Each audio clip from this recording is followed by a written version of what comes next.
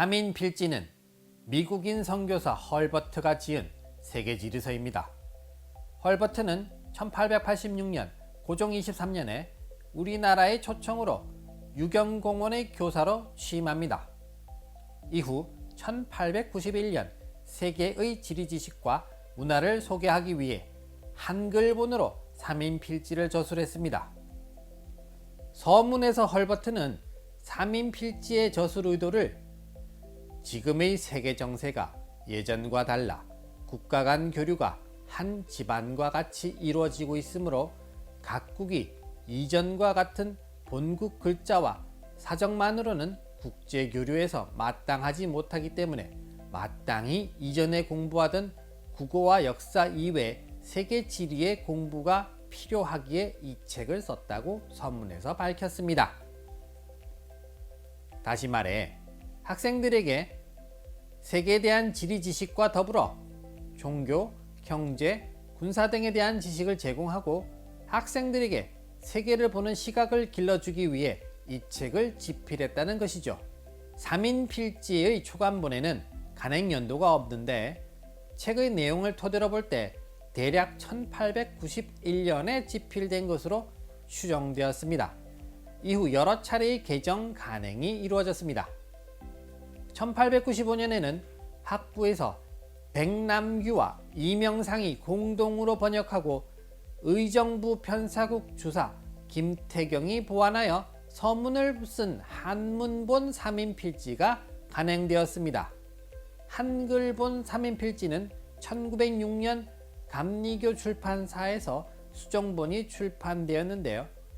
영문 제목은 Geographical Gazetteer of the World로 되어 있습니다. 제3판은 1909년 제8본 그대로 헐버트에 의해 간행되었습니다. 헐버트가 언어학, 역사학 등의 분야에서 전문적 식견을 지니고 있었지만 대학에서 지리학을 전공하지는 않았습니다.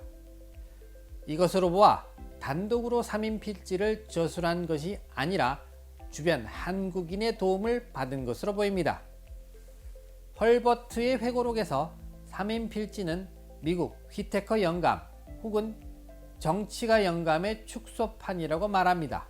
이것으로 미루어 당시 어느 세계지리 교과서를 모범으로 삼아 세계 각국의 통계를 첨가하여 편찬한 것으로 추정됩니다. 초판본의 수록 내용을 살펴보겠습니다. 서문과 뒤이은 지구과학적 내용이 땅덩이 각 대륙별로 국가를 소개하는 순서로 되어 있습니다. 서술된 대륙의 순서는 유럽, 아시아, 아메리카, 아프리카, 오스트레일리아 순입니다. 유럽이 아시아보다 먼저 기술된 것이 특징입니다. 왜 유럽이 아시아보다 먼저 기술되었나요? 이는 근대 서구 문명의 발상지인 유럽을 강조하려는 의도에서 비롯된 것으로 보입니다. 3인 필지에는 지리지를 보완하는 8장의 지도가 실려 있는데요. 태양계를 중심으로 한 천체도, 지구 동서반구도, 유럽 지도, 아시아 지도, 북아메리카 지도, 남아메리카 지도, 아프리카 지도, 오스트레일리아 지도 등의 순서로 되어 있습니다. 세계 지도의 경우 경선과 위선이 등간격의 곡선으로 그려진 정거 방위도법을 사용했습니다. 대륙별 지도에는 지도의 제목이 표기되어 있고 동서남북의 방위 표시, 우리나라 전체를 일컫는 3000리에 해당하는 축척 등이 그려져 있는데요. 지도의 내용은 대륙에 속해 있는 주요 국가와 수도, 주요 도시가 표시된 정도로 비교적 간략합니다. 산맥은 산봉우리를 서로 연결하여 그린 전통적인 방식을 따릅니다. 연안 해역은 가로선을 조밀하게 그려 표현했습니다.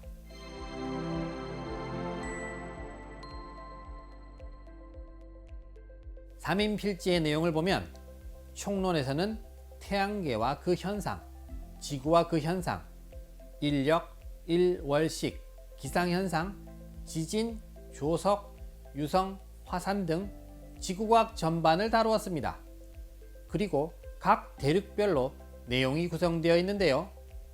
해당 대륙의 총론을 앞에 수록하고 뒤에 각국의 지지를 기술했습니다. 대륙별 총론에서는 위치와 크기, 사방경계, 면적, 지형, 기후, 인종, 인구 등으로 항목이 구성되어 있습니다. 국가별로 서술된 항목에는 나라별로 약간의 차이는 있지만 대륙별 총론의 항목에 수도 및 도시, 생업, 계급, 무역, 상업, 재정, 육군, 군함, 학교, 종교, 국가의 역할, 도로 및 철도, 식민지, 특이사항 등이 추가되어 있습니다. 내용 기술의 특징으로는 당시 조선을 기준으로 각국을 비교하여 서술한 점을 들 수 있는데요. 프랑스의 기후를 설명하면서 일기는 고르나 대한보다 좀 더 더우며 라거나 일본의 경우 일기를 의론컨대 조선보다 좀 더 덥고 습기가 많으며 라는 식으로 말입니다. 각국의 기술은 각 항목별로 서술하는 형태를 취하고 있어서 전통적인 백과사전식 기술에서 탈피하지는 못했음이 보입니다. 그러나 일부 항목에서는 자신의 독특한 시각이 반영되어 있기도 한데요. 맨 마지막 항목에서 독특한 풍습이나 민족성, 기이한 동물, 자연적 특색 등을 자신의 신선으로 기술했습니다. 3인 필지의 내용 가운데 이전의 지리서와 다른 내용을 볼 수 있습니다. 스페인과 관련된 것인데요. 스페인을 유럽의 이스파니아국 혹은 여성국이란 이름으로 소개했습니다. 여성국은 지금의 필리핀 루손섬을 가리키는 곳입니다. 이 루손섬을 여성으로 부르던 것이 스페인을 부르는 다른 명칭으로 사용된 것을 영환지략은 상세히 밝히고 있습니다. 즉 스페인이 마닐라가 있는 루손섬을 식민지로 삼으면서 본국인 스페인을 대여성이라 하고 루손섬을 소여성이라 했다는 겁니다. 그러나 주석에서는 보통 객이 주인의 이름을 계승하는데 도리어 주인이 객의 이름을 차용한 연유는 모르겠다고 기술했습니다. 위원의 해국도지에서는 항목을 아예 대여성국으로 제시하고 별칭으로 사평국, 서바나, 시바나, 이서파니아 등을 나열했습니다. 이를 통해 볼 때 3인 필지에는 당시 국명 표기에서도 호칭의 변화 양상을 반영하고 있다 볼 수 있죠. 세계 지리지로서 3인 필지의 성격 및 의의를 다음과 같이 정리할 수 있습니다. 첫째, 당시의 시대적 요청에 부응한 개화 정신과 애국 계몽적 성격이 강조되었습니다. 둘째, 일부 내용의 기술에서 기독교적 관점이 반영되어 있죠. 셋째, 유럽적인 시각, 특히 영미 중심의 시각으로 기술되었습니다. 당시 식민지 확보 경쟁을 하던 열강들의 시각이 책 속에 반영되어 있습니다. 마지막으로 이후에 발간되는 지리교과서의 체계와 내용에 많은 영향을 주었다는 점에 역사적 의의가 있다고 평가할 수 있죠.